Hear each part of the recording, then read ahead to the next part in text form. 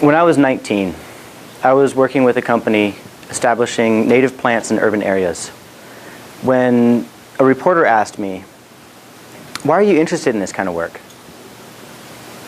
My answer was that I want to help save the world and get paid for it.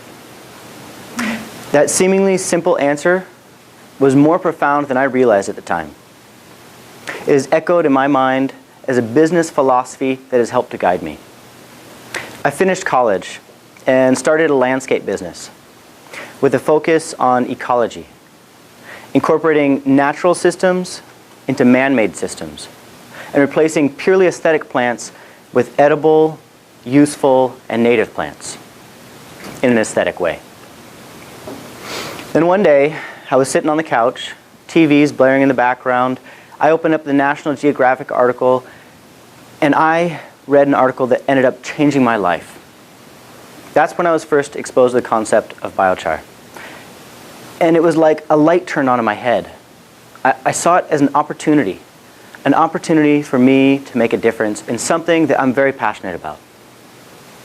Our soils are a resource. Our healthy soils are a resource that's easily lost. Abusive farming practices have already trashed some of our best lands.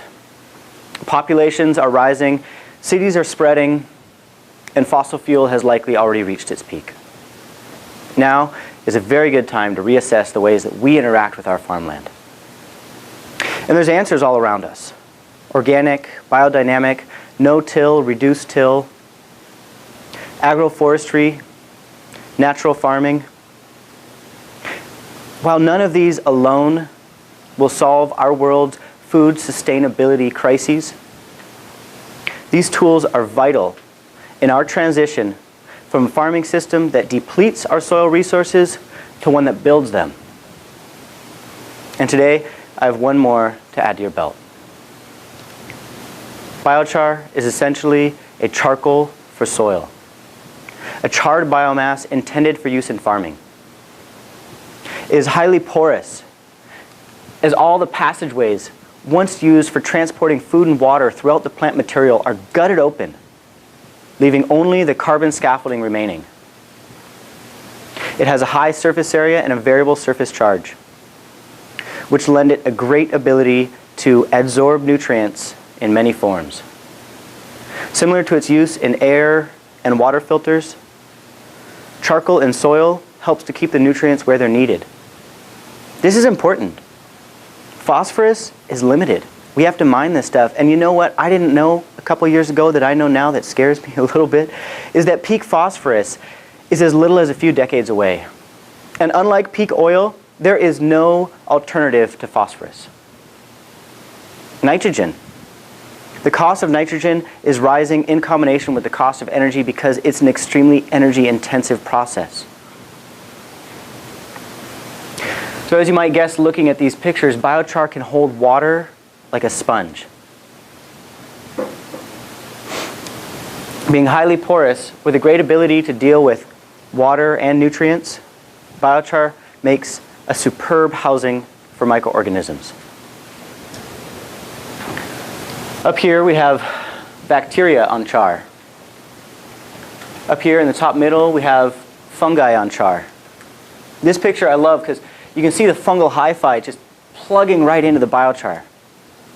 Kind of gives you a size reference to see why this makes such a superb housing for the microorganisms. When biochar has been applied to soils, they can show greater nutrient efficiency, greater water efficiency, and greater microbial activity, all which lead to greater productivity.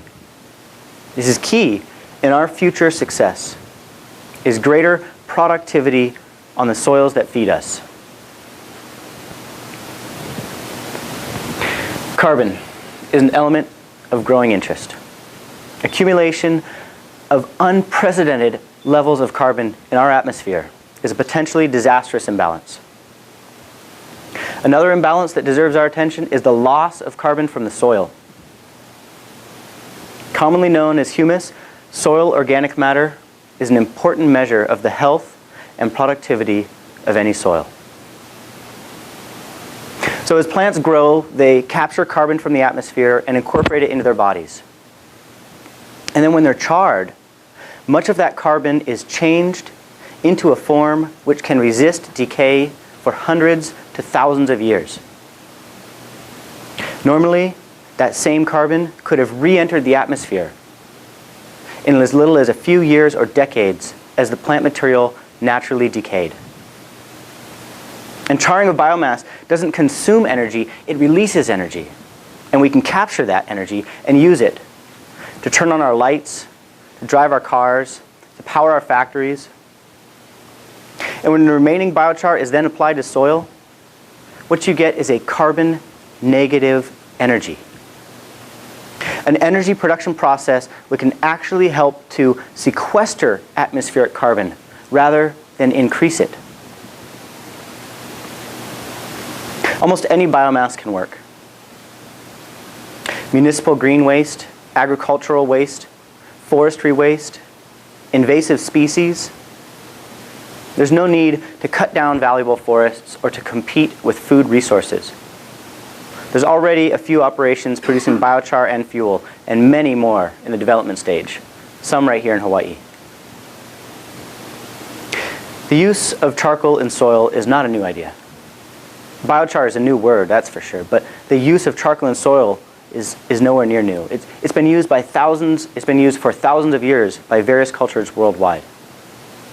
In Asia, there's a long-standing tradition where they'll take the rice hulls, make charcoal, and use them in their agriculture, usually composting first and in many other ways. For thousands of years this has been done. The Amazon basin is an exceptional example of this. In the Amazon basin, ancient cultures improved areas of soil with the addition of large amounts of char. These soils, known as the terra preta, are drastically more fertile than the parent soils that surround them.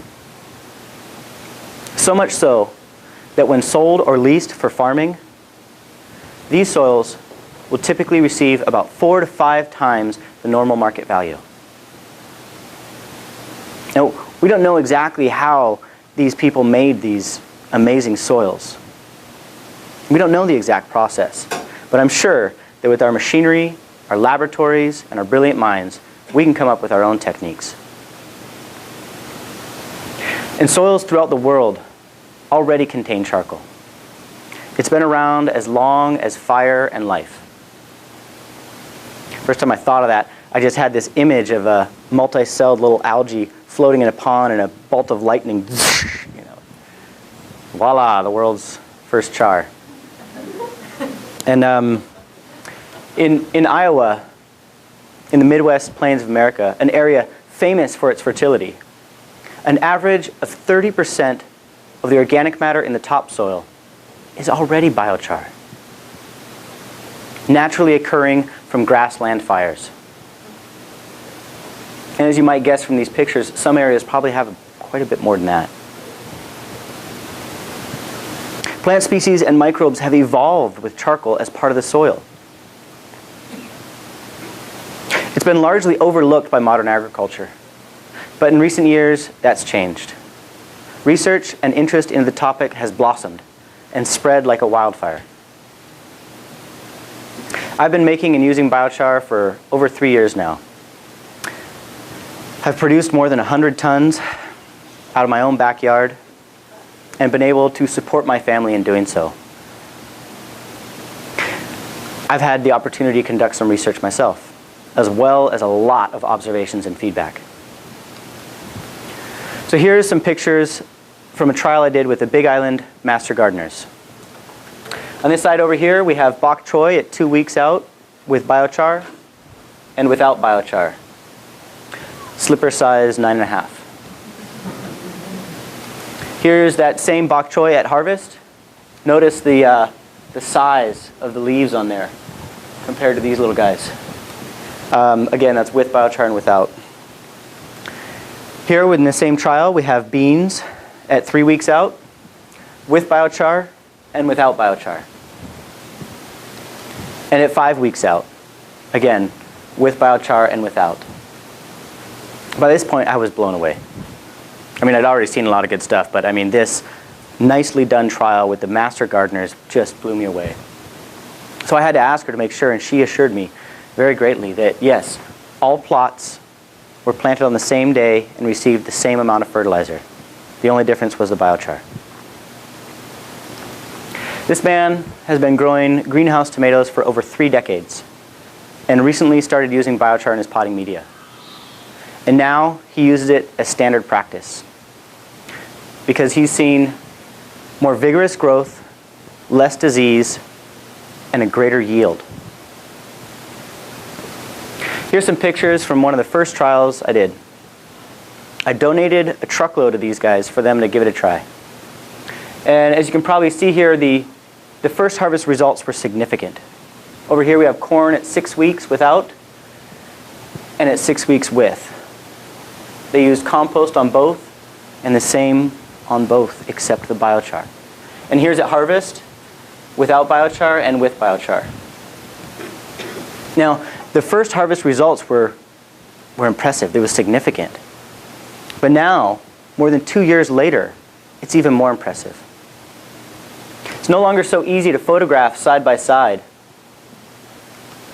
But it's even more impressive because it has become apparent to him that not only did it improve his soil for a crop, but it has continued to do so for years out, and will likely continue to do so for the rest of his life. Here's some pictures. Again, it's not so easy to photograph because it's all mixed up and everything's everywhere, and all his favorite stuff's now in the biochar area.